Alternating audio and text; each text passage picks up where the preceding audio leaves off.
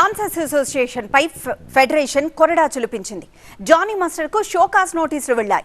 వారం రోజుల్లోగా లిఖితపూర్వక వివరణ ఇచ్చి బహిరంగ క్షమాపణ చెప్పకపోతే జానీ మాస్టర్ పై కఠిన క్రమశిక్షణా చర్యలుంటాయని హెచ్చరించింది. అటు అసోసియేషన్ ప్రస్తుత కార్యవర్గంపై ఫెడరేషన్ సంచలన నిర్ణయం తీసుకుంది. సమస్య తేలే వరకు అసోసియేషన్ ప్రస్తుత కార్యవర్గంపై సహాయ నిరాకరణ ప్రకటిస్తూ తీర్మానం చేసింది. ఈ సంచలన నిర్ణయాలు ఇండస్ట్రీలో హాట్ టాపిక్ గా మారాయి. అటు డాన్సర్స్ అసోసియేషన్ పై సహాయ నిరాకరణ, ఇటు ప్రముఖ కొరియోగ్రాఫర్ జానీ మాస్టర్ కు నోటీసులు. అసలు దీనంతటికీ కారణం ఏంటి? గొడవ మొదలైనప్పటి నుంచి సీరియస్ యాక్షన్ వరకు ఏం జరిగింది? Top choreographers Shekar master, Jani master మధ్య ఫైట్ జరుగుతుందనుకుంటే ఇది కాస్త Tollywood dancers association versus federation లా మారింది. ఇక్కడ కూడా ఫెడరేషన్ వైపు శేఖర్ మాస్టర్, అసోసియేషన్ వైపు జానీ మాస్టర్ ఉన్నారు. Shekar master versus Jani master లానే ఉన్న పైకి కనిపిస్తున్నది మాత్రం అసోసియేషన్ వర్సెస్ ఫెడరేషన్.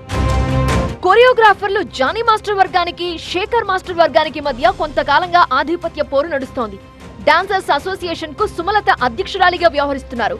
మొత్తం 17 మంది సభ్యులతో ఈ అసోసియేషన్ కొనసాగుతోంది. అయితే కొరియోగ్రాఫర్ల వేతనాల కోసం నిర్మాత నుంచి ఒక అమౌంట్ తీసుకొని కష్టపడి పనిచేసిన వారికి మాత్రం వేతనాల్లో కోత పెడుతూ రెమ్యూనరేషన్ స్కామ్ చేస్తున్నారంటూ association president Sumalatha, general secretary, treasurer ని సస్పెండ్ చేశారు. అధ్యక్షురాలు సుమలత తీసుకున్న ఈ నిర్ణయం నచ్చక శేఖర్ మాస్టర్ వర్గానికి చెందిన మరో 8 మంది ఈసీ సభ్యులు తమ పదవులకు రాజీనామా చేశారు. దీంతో అసోసియేషన్ లో మొత్తం 10 మంది సభ్యుల స్థానాలు ఖాళీ అయ్యాయి. ఖాళీ అయిన ఆ 10 మంది ఈసీ సభ్యుల స్థానాల భర్తీ కోసం మాత్రమే ఉప ఎన్నికలు నిర్వహించాలని సుమలత పట్టుబడుతున్నారు. అలా కుదరదు, అసోసియేషన్ ని పూర్తిగా రద్దు చేసి మళ్లీ మొదటి నుంచి పూర్తి స్థాయి ఎన్నికలకు వెళ్లాలని శేఖర్ మాస్టర్ వర్గం డిమాండ్ చేస్తోంది. డాన్స్ మాస్టర్ల ఈ పంచాయతీ కాస్త తెలుగు ఫిల్మ్ ఫెడరేషన్ ముందుకు చేరింది. రంగంలోకి దిగిన ఫెడరేషన్ సభ్యులు దీనిపై గురువారం నాడు మీటింగ్ పెట్టుకున్నారు కూడా. యాక్చువల్లీ ఈ ఆదివారం నాడు అసోసియేషన్ తో ఫెడరేషన్ చర్చలు జరగాల్సింది. కలిసి కూర్చొని మాట్లాడుకుందాం, వివాదం పరిష్కరించుకుందామని గురువారం నాడే ఓ మాట అనుకున్నారు. కానీ శుక్రవారం నాటికి షాకింగ్ డెసిషన్ వచ్చింది.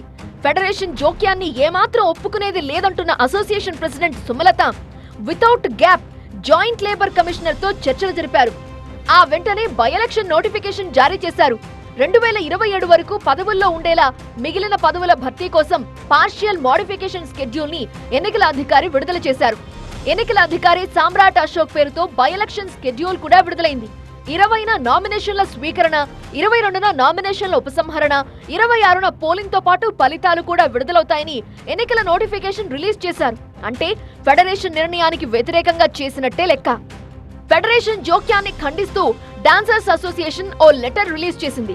ఫెడరేషన్ ని గౌరవిస్తాం, అలాని అసోసియేషన్ వ్యవహారాల్లో జోక్యం చేసుకుంటామంటే మాత్రం అంగీకరించాం అనేది ఆ లెటర్ సారాంశం. ట్రేడ్ యూనియన్ చట్టం ప్రకారం అంతర్గత వ్యవహారాల్లో జోక్యం చేసుకునే హక్కు ఫెడరేషన్ కి లేదని సూటిగా చెప్పేశారు అసోసియేషన్ ప్రెసిడెంట్ సుమలత. పైగా ఉప ఎన్నికలు జరపాలా వద్దా అనే విషయంపై అసిస్టెంట్ లేబర్ ఆఫీసర్ల పర్యవేక్షణలో జరిగిన రహస్య ఓటింగ్ లో 75 మంది సభ్యులు ఉప ఎన్నికలకే స్పష్టమైన తీర్పునిచ్చారు.